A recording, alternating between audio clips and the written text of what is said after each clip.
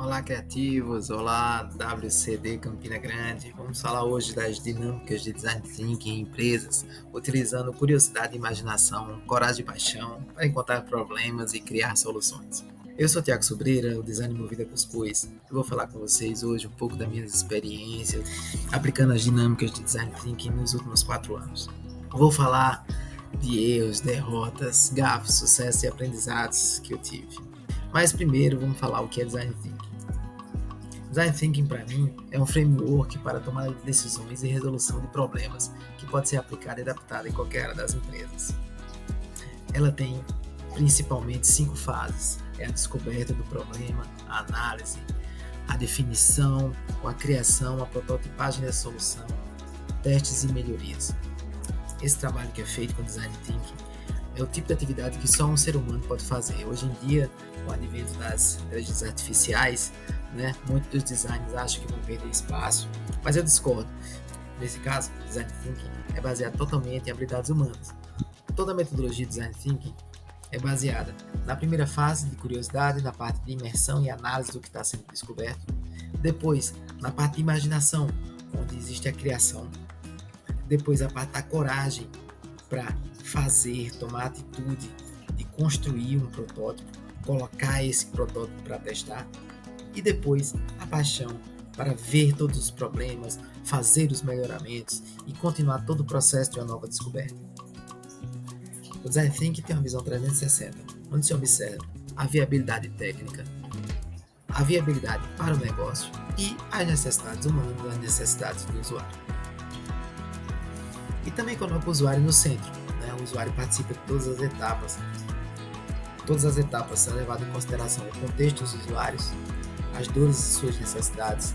Esse usuário ajuda nas análises, ajuda nas discussões, ele ajuda a criar a solução e ele testa essa solução.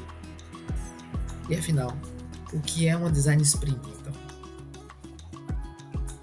Uma Design Sprint é uma metodologia que foi desenvolvida pelo designer norte-americano Jake Knapp, que trabalhou no Google e foi responsável pela aceleração de diversas startups ao redor do mundo. O objetivo desse método é garantir a agilidade de um projeto num período definido por 5 dias. No Design Sprint, no primeiro dia, é feita a imersão, a descoberta e o mapeamento, tudo que precisa ser analisado. No segundo dia, é feito toda a parte de esboços, de sketches, do que vai ser feito. No terceiro dia, se é decidido o que é mais importante para ser prototipado. No quarto dia, é feito o protótipo. E no quinto dia, é testado e validado. Mas e por que as empresas utilizam o Design Sprint? Coloquei 9 pontos aqui, nas quais as empresas precisam ter atividades como essa. A primeira é melhorar os processos internos. Depois, melhorar produtos. Criar novos produtos. Testar soluções. Criar novos negócios. Desenhar planos estratégicos. Captar dados de produtos ou da empresa. Gerar insights ou validar ideias. E para todo esse processo precisa de um ator aí que é o facilitador. O facilitador ele vai definir o cronograma das atividades, determinar as regras, alinhar as expectativas, fazer a administração do tempo, fazer a mediação dos debates e estimular a criatividade dos participantes. Mas alguma coisa pode dar errado? Lógico que pode dar errado. Afinal de contas, estamos falando de tecnologia, é um processo que envolve muitas pessoas. Então, para começar, logo com as coisas que podem dar errado, eu vou falar aqui de algumas das minhas derrotas aplicando esse tipo de metodologia nas empresas. A primeira derrota foi que eu fui expulso de uma Design Sprint que eu era facilitador. Isso mesmo, pessoal. Eu fui expulso de uma Design Sprint. Como isso pode acontecer? Pode acontecer de várias formas, No meu caso, aconteceu porque era uma empresa muito grande, tinham diretores envolvidos no processo e esses diretores faziam reuniões de horas nas suas empresas. Eram diretores de 20 anos de carreira como diretores, e a partir do momento que tem uma pessoa que coordena os horários de quem vai falar e delimita o tempo de fala, isso pode incomodar um pouco. Eu, como facilitador, tinha a obrigação de manter o tempo das atividades, e muitos deles queriam extrapolar o tempo de cada atividade. No caso, não ia dar tempo de fazer tudo que era necessário. Então, como eu interrompia várias vezes o que eles queriam fazer, eles se sentiram incomodados e pediram para que eu me retirasse da dinâmica e fosse substituído. O segundo problema que pode acontecer, e que aconteceu comigo, é que algumas descobertas são perigosas. Imagina quando você descobre que um problema numa empresa acontece porque as atividades que eram para ser desenvolvidas por um gerente são desenvolvidas por um analista júnior. E essas descobertas acontecem na frente da diretoria. Então, a partir daí, duas coisas acontecem. A primeira é que esse analista júnior é totalmente valorizado e ele pede aumento. E a diretoria descobre que o gerente ganha bastante para não fazer tudo que deveria fazer. Outro problema que acontece é que todo mundo acha que é designer. E aí, na hora da criação, algumas pessoas querem fazer as interfaces da maneira como elas acham ideal. Acontece, no caso extremo, de que até os diretores querem aprender a mexer nos programas de interface para eles mesmos construir as interfaces. E clientes que querem passar horas desenvolvendo a interface, movendo cada elemento, adicionando funções e definindo regras de negócio durante a prototipagem. Lógico que isso não é possível e lógico que o cliente que solicita construir por si próprio as interfaces fica bastante frustrado. Algumas vezes os clientes querem eles mesmos construir as interfaces e utilizar os elementos que eles acham interessantes. Lógico que quando isso não é possível, eles ficam bastante frustrados, né, por receber as telas de designers profissionais e perceberem que os designers não estão utilizando aquele GIF maravilhoso, animado que eles gostariam. Outro problema que eu também tive foi que outra coisa que eu também descobri foi que algumas perguntas expõem negócios que estão errados, né?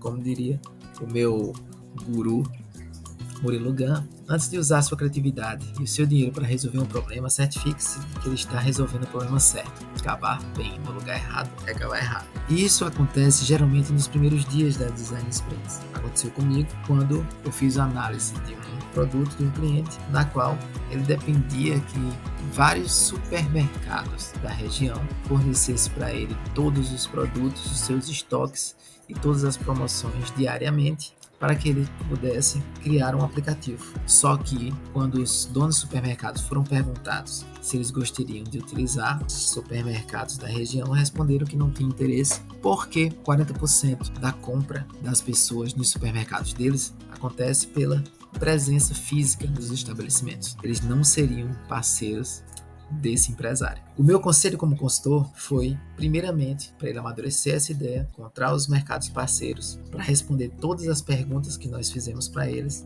como por exemplo, como é que ele ia atualizar automaticamente o estoque de todos os supermercados no aplicativo, atualizar todas as promoções e as variações de preço. Esse tipo de pergunta fez o cliente repensar e decidir que deveria o processo separado para que ele amadurecesse mais a ideia. No início o cliente ficou um pouco chateado, mas depois me agradeceu bastante porque ele economizou muito tempo e dinheiro. Outro problema que eu tive foi ter que parar uma design por falta de decisor. Isso mesmo, né? Muitas vezes quando você está analisando várias áreas, tem vários gerentes que querem resolver seus problemas de várias áreas, se não tiver uma pessoa definida para tomar a decisão de qual problema tem que ser atacado primeiro, qual é o mais importante, fica difícil prosseguir. Por isso o trabalho teve que ser interrompido e alguns dias depois, quando foi definido um decisor, aí a gente pôde continuar. Então vou deixar minhas 5 dicas para quem quer fazer dinâmicas de criatividade ou design thinking nas empresas. Primeiramente, faça os alinhamentos das regras antes das dinâmicas. É muito comum as pessoas entrarem no design sprint, por exemplo, sem saber o que vai acontecer, sem saber o que esperar, sem saber o que significa aquilo, sem saber os objetivos. Então, quando isso acontece, é muito complicado para trazer essa pessoa para se engajar na atividade. Então, é sempre bom fazer uma reunião de alinhamento com todos, até às vezes preparar um PDFzinho, um material para enviar por e-mail para todo mundo. Outra coisa muito importante é que o facilitador tem que capturar o foco das pessoas, principalmente nas dinâmicas que são feitas remoto, né?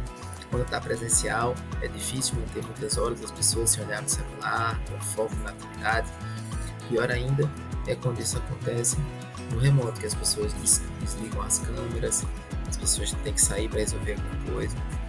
Então, sempre vai causar um atraso, sempre vai causar um desalinhamento, repetição de tópicos das atividades, né? Então, isso vai minando o tempo das dinâmicas. Além de todas as expectativas, tá? Pode acontecer no extremo em que os clientes entrem no design sprint achando que no final de 5 dias vão acabar com um produto finalizado em mãos, testado, já codificado, tá? Então, isso pode causar bastante ruído. Outra coisa importante é conheça bem o método de todas as ferramentas que você pode utilizar, né? Existirão situações inesperadas, surgirão muitas dúvidas. Então, seguir o método e conhecer as ferramentas faz com que o grupo chegue ao final da atividade com um resultado satisfatório. Uma design sprint, esse tipo de atividade, sempre funciona como uma receita de bolo. Pode não sair um bolo bonito no final, mas se o método for seguido e você conhecer todas as ferramentas, todos os ingredientes, sempre vai sair um bolo bom no final. Essa dica é uma dica polêmica, mas eu acho super importante porque muitas vezes, se você for querer agradar todo mundo, você não vai conseguir chegar ao final das atividades no tempo correto com um resultado satisfatório. Muitas vezes você vai ter que interromper mesmo as discussões, você vai ter que guiar todo mundo, tá? E lembre-se que você não vai conseguir agradar a todos, principalmente se você é o cara que faz as perguntas difíceis, que você vai querer descobrir quais são os problemas. Então você tem que organizar as coisas que estão bagunçadas. Então você tem que exercitar suas habilidades interpessoais e de comunicação para que os trabalhos decorram da melhor forma possível. Mas aquela frase que o cliente tem sempre razão não pode ser lei nesse tipo de atividade. E aqui uma dica 6, uma dica bônus, que é se adapte, né? Você tem que estar pronto para encontrar o caminho e guiar todos os participantes até o final da jornada da melhor forma possível, seja presencialmente ou de forma remota, com equipamento ou sem equipamento, com tecnologia ou sem tecnologia. Então, encontre o caminho.